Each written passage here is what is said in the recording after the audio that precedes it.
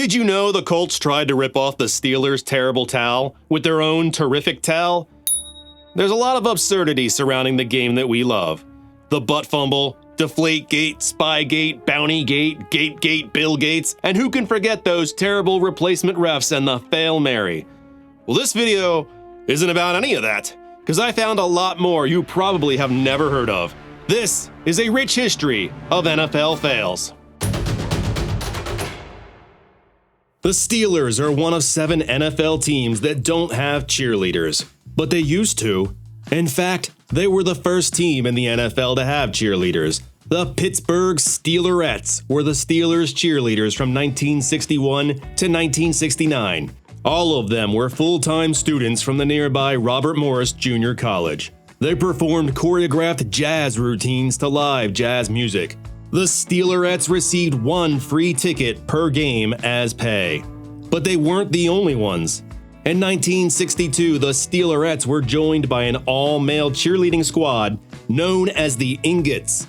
They wore black pants, gold shirts, and hard hats. Each time the Steelers scored a touchdown, they fired a cannon with 12-gauge blanks, which was a good idea at the time until they got a little too close to player Buddy Dial. The shock caused him to take off running. Someone described the incident as, "It looked like Buddy had been shot by a cannon." The Ingots only lasted for 1 season. In 1978, Glenn Welt attempted to try out to become an NFL cheerleader. I say attempted because the Miami Dolphins wouldn't let him compete. The incident became a national news story and led to an anti-discrimination lawsuit. This was later spoofed in an episode of the TV show Mork and Mindy. Robin Williams tried to join the Broncos Pony Express cheerleading squad. That means they're not even going to let you try out. That's sex discrimination. That's terrible. That's illegal. The episode was even shot during a real game at Mile High Stadium. Despite the Steelers Ingots being the first male cheerleaders in the NFL, the Steelers Ingots are not recognized as the first male cheerleaders in the NFL.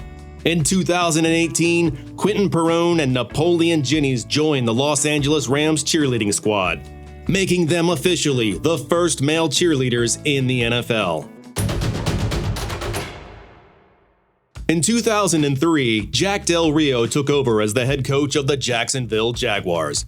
His mantra was "keep chopping wood." As a motivational tactic, he placed a stump of oak and an axe in the Jaguars' locker room. What could possibly go wrong? Several players took turns chopping at the stump. That is, until punter Chris Hansen hit his foot with it. He was immediately taken to the hospital, where he required surgery. He missed the entire 2003 season.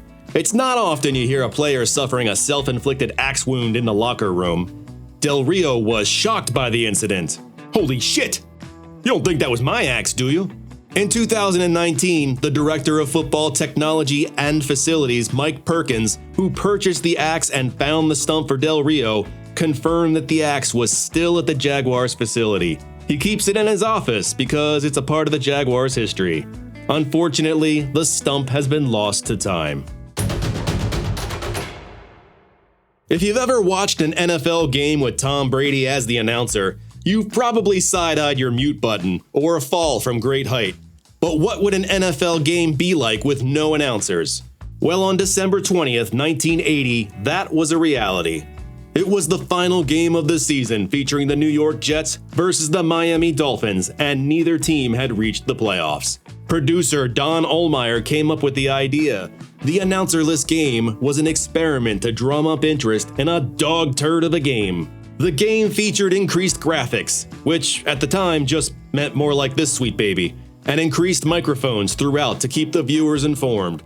What it didn't include was the score and the clock. That kind of thing is standard today, because knowing is half the battle. The game drew mixed reactions. Some fans said they enjoyed it, they felt it brought them closer to the game, and in fact, NBC said viewership was higher than expected. But others said that without announcers, there was a lack of clarity and context during the game. If you can understand what just transpired, then our experiment is a success. Viewers were often left confused, which ain't great. The fan experience is fueled by emotion. You can't leave people on the edge of their couches waiting for subtle cues as to whether or not to cheer. Here, give a listen.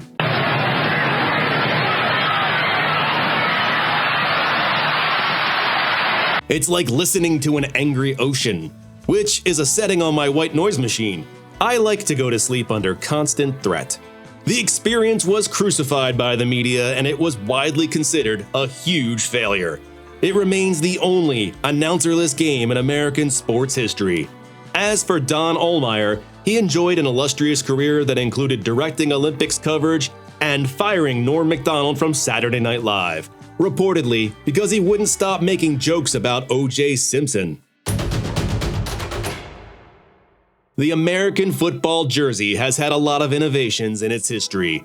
In the 1920s and 30s, Russell Athletic created the friction jersey, featuring strips of canvas, leather, or moleskin down the chest and inside the arms to create better gripping of the ball and prevent fumbling. These were banned in 1940. Around that same time, college football made another contribution to the jersey landscape: tearaway jerseys. Coach Darrell Royal's Texas Longhorns team has been credited with the first documented appearance in 1959. You can find one of the jerseys in the College Football Hall of Fame. However, you can actually trace it all the way back to 1932's Princeton football team. Coach Herbert Orrin Fritz Chrysler, seen here supporting Colin Kaepernick, got the idea after a Yale defender dragged a Princeton player down just short of the goal line by his jersey. Chrysler ordered tearaway jerseys for the following year's games, made of easily torn fabric and minimal stitching to ensure their destruction. Kinda like Fanatics merch on the NFL shop. By the 1970s, the tearaway jersey made its way to the NFL. It was made famous thanks in part to the Houston Oilers' Earl Campbell and Cleveland Browns running back Greg Pruitt. Today's jerseys are made of nylon, but back in the 70s, they were made of 100% cotton. They treated it with something to actually make the material even weaker. Every time Greg Pruitt's jersey was shredded, he had to leave the game and get a new one. Pruitt estimated that he went through an average of 4 to 5 jerseys per game. Running to the sideline, he was outfitted with a new one, like a NASCAR pit stop. He rarely missed a snap in this transition. However, he did lose valuable time to read a defense. Pruitt later admitted that he was not a fan of the tearaway jersey. He found it to be a nuisance. The NFL wasn't a fan either. They didn't want their players wearing ratty, shredded uniforms. It was a bad look. But it also became a safety concern, as the safety equipment, which was meant to be constrained by a jersey, was flopping around all willy-nilly. The NFL banned tearaway jerseys in 1979, and the NCAA did the same in 1982. The NFL first announced a European expansion back in 1974 with the Intercontinental Football League. The league was headed by Bob Kapp, Tex Schramm, and Al Davis, but it never got beyond the planning stage, thanks in part to a player strike, a recession, and Europe was kind of on fire at the time. So much so that the US State Department met with NFL Commissioner Pete Rozelle and was like, maybe don't do this now? In the 1980s, the NFL tried Europe again by playing some preseason games there, particularly in London. In 1989, the NFL created a developmental minor league called the World League of American Football. It consisted of 10 teams, 7 in North America and 3 in Europe. The first game was played in 1991. The football wasn't great, so they leaned into gimmicks to make it fun. Dressing up weird, flying around, riding frickin' elephants, and putting people on horses and shit. The World League of American Football season culminated in the World Bowl, where players competed for a 40-pound glass orb of some kind, a fantastic paperweight and conversation piece. Like, hey, what's up with that giant glass orb? The league was such a success in Europe that in its second season they dropped the of American football part and simply named it the World League. Despite European success, the good fat people of the US of A gave little fucks for it. Television ratings were low, attendance was low, the league was averaging a $7 million loss per year. The league took a hiatus after its second season. It returned 2 years later, abandoning the North American side and focused solely on the European aspect. They expanded to 6 European teams and were renamed the National Football League Europe League, colloquially referred to as simply NFL Europe. The league limped along for over a decade more. Teams constantly folded only to pop up in another city with a new name. Eventually, 5 of the 6 teams resided in Germany. It renamed itself for a fourth time as NFL Europa in 2007, which proved to be its final season. NFL Europe had some success as a developmental league, producing Super Bowl winning quarterbacks Brad Johnson and Kurt Warner, as well as Dante Hall, James Harrison, Jake Delhomme, Adam Vinatieri, and even actor Terry Crews.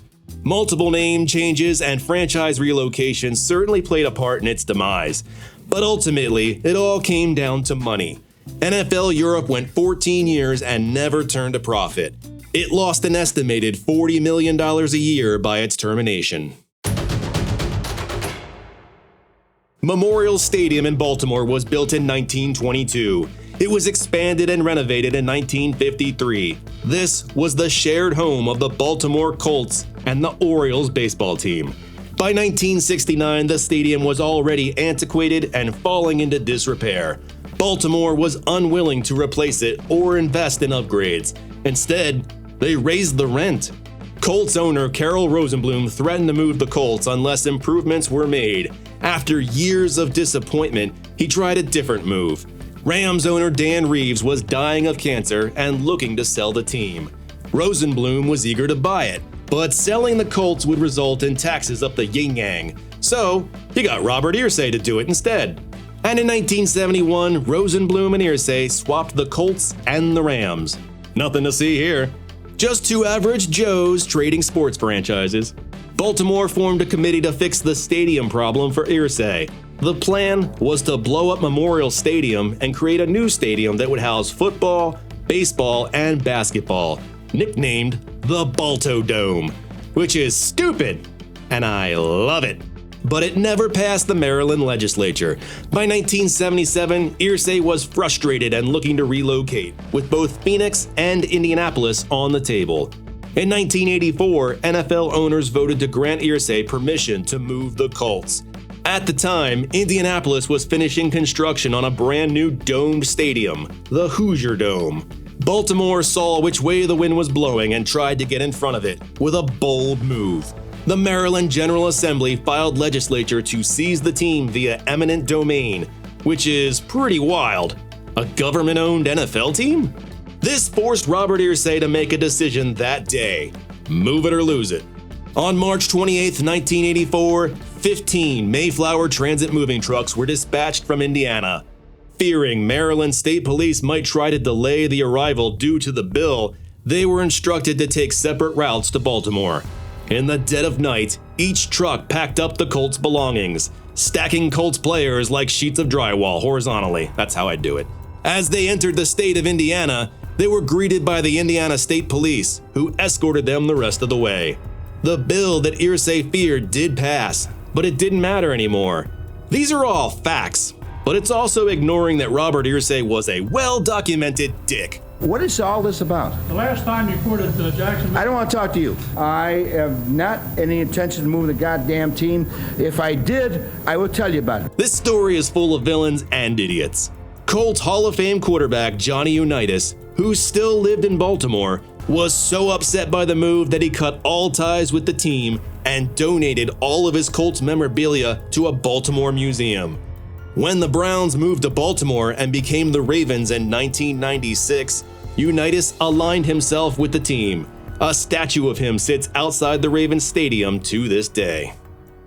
Hey, did you enjoy this video? Then you know what to do. Click stuff and watch another. Check the mic and make sure it sound right, boys.